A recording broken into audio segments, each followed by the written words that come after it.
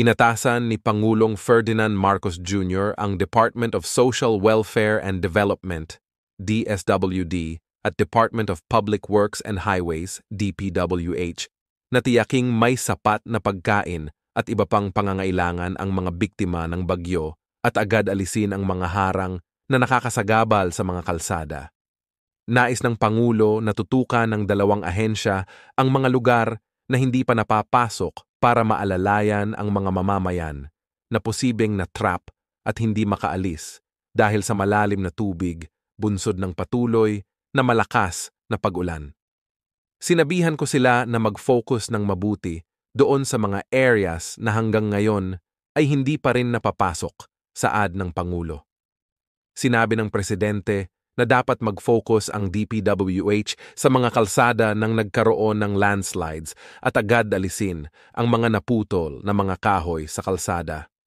Hindi naman sinagot ng Presidente ang tanong hinggil sa flood control projects na sinimulan ng administrasyon dahil ang dapat na pag-usapan sa ngayon niya ay kung paano maihatid ang tulong sa mga mamamayan na nangangailangan ng alalay dahil sa nagpapatuloy na malakas na ulan. I don't think we need to talk about that now. What we need to talk about is how to bring help to the people who are in trouble, dagdag ng Pangulo. Po, ikaw yung signatory doon sa instruction, sa directive.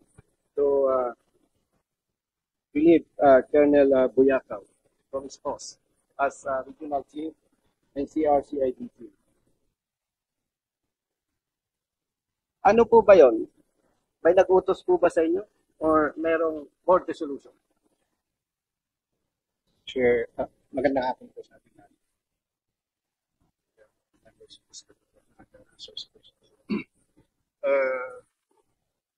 Mr. Chair, when I am the signatory of that memorandum directed to the Director of CIDP, my capacity as the officer in charge of the Directorate for Personnel and Records Management. I am now with the Directorate for Investigation and Detective. The orders for given to classmate General Karamat Sir came from it's a command guidance and short simple language is following orders to implement give orders for the relief of So, in other words, Mr. Chair, naglabas ng memorandum si General Bakay, then assigned DPRM in compliance with the instruction of another senior officer. Am I right, General Bakay? Opo. Yung po bang instruction na yun, General Bakay, sir, is it verbal or written? The preparation of the memorandum, Mr. Chair, is coming from our publication, which is just a section of DPRM.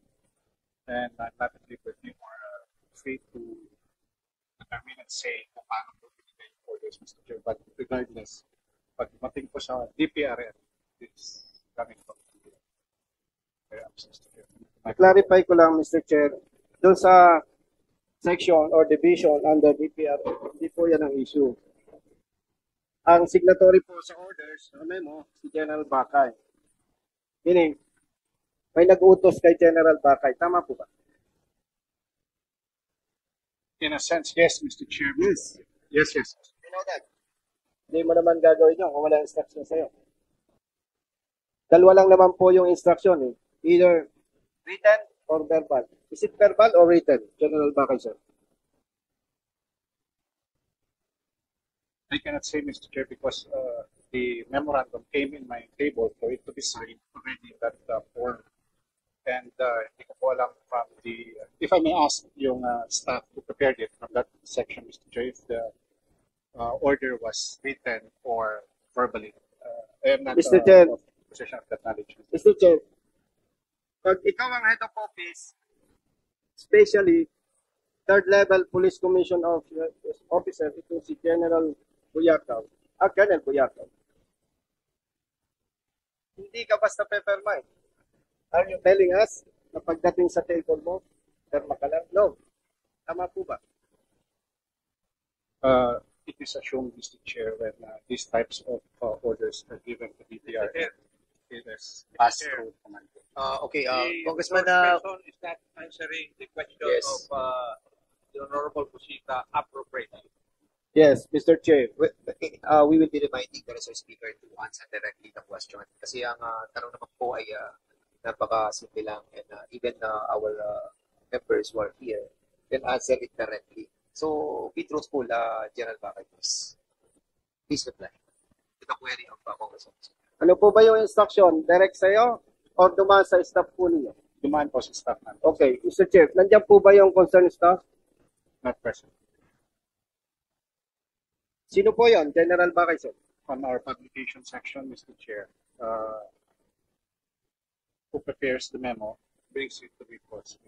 Okay, Mr. Chair, dahil wala po yung concerned staff ni General Bakay, and sayang naman yung oras natin, you, as the head of office, ikaw po ba basta pumirma lang? Doon sa sinasabi mo po ninyong directive? Ano po yan senior officer yan? Third level commission officer? Na hindi naman po ma-promote yan without the approval of the President? Kung yan po ay patrolman, pwede siguro. General Bakay, sir. Indeed, sir, but there are also instances where orders are given, even verbally, and all DPRM had to do is issue it. So, gusto po ba ninyong sabihin na hindi ka nagtanong, pumirma ka lang? Yes, Mr. So, kung pumirma ka lang po, ibig po ba sabihin, wala kang ginawa? O alamin mo kung sino po ang nag-utos?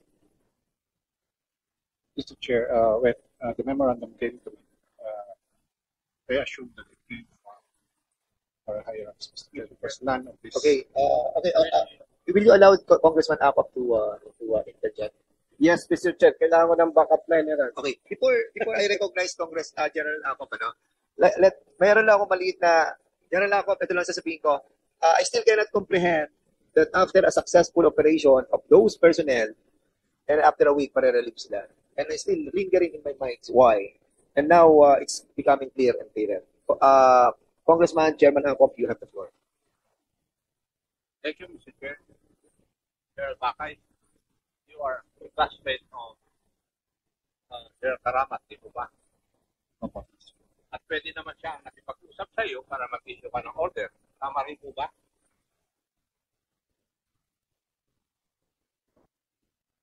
May I ask you a question? Tinatanong ko lang, mag-classmate po kayo. Sinagot mo ko. Pwede kayong mag-classmate, mag-usap. Pwede mag-request si General Karamat sa iyo, makitransfer mo kayo si Colonel Tuyaka o whoever he is. Di ba? Pwede yun? Pwede po. Pwede. Pero, pag tinanong ko yun, kung nangyari, sabihin mo, hindi nangyari. Tama? Yes, Mr. Yes. Now, who are the OIC of DPRM? And as such, you're not the permanent director of that directorial staff. And therefore, you must be more meticulous dahil ikaw ay OIC lamang. Would that be correct? Correct. Yes. Pero in this instance, hindi ka naging meticulous. Alam natin na sa PNP, orders are given by higher authorities. Correct si verbally and with a document. In this case, sabi mo, may dokumento. Anong sagot mo kay Honorable Busita? Was the order given verbally or documented? Yes, Mr. Chair. When I was the OIC, Ano nga? Dalawa lang pagpipilian mo eh. Maiwas ka kagad eh. Do not be a lawyer here. Alam ko abogado ka eh. Pero ang tanong ko lang sa iyo, ano, verbal o written yung order na binigay sa iyo? For you to issue orders to transfer Colonel Tuyako. the order did not came from. I did not receive any order, Mr. Chair. I Why did- did you say it? OIC ka. Yes. Bakit hindi ka ba dapat nagtanong? the Pwede kang pakainan ng pipirman mo, death sentence mo. yes, Mr. Chair. Puro sa kanyan, di ba? Sa law school. Yes. Before you sign or implement anything, makikiti ka muna kung ito. Did you fail to do that? Yes. Yeah. Silip din ako sa'yo, pinagtatakpo mo yung boss mo eh. Sino ba si PNP no? Current Chief PNP General Romel Martin. Chair Marvin. Sabi ko, natakot. Ano? Nagkatapos sa video. Nakapako. Thank you, Mr. Chair. Yeah. Mr. Chair, to continue with all. You're not yet done. Yes, Mr. Chair. Okay, I thought you're done. Di pa ako tapos, Mr. Chair. Okay, sige, go ahead. Mr. Chair, parang tama po yung I agree with the Honorable Chairman natin. Pero parang bitin eh. Mr. Chair, pwede po ba ma-invite natin? By the way, General Bakay, sir, sino po ba yung concerned staff mo sa publication?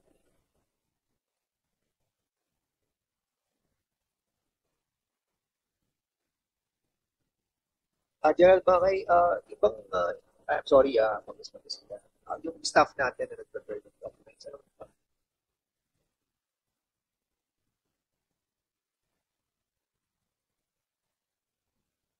May we be allowed to Yes, what? search, Mr. Chair? Ano lang naman yung staff na nag-prepare ng documents? We're asking just for the name. Yeah. Are you asking that the name of that person? Yes, Mr. Chair, yung head or chief of publication. Please reply.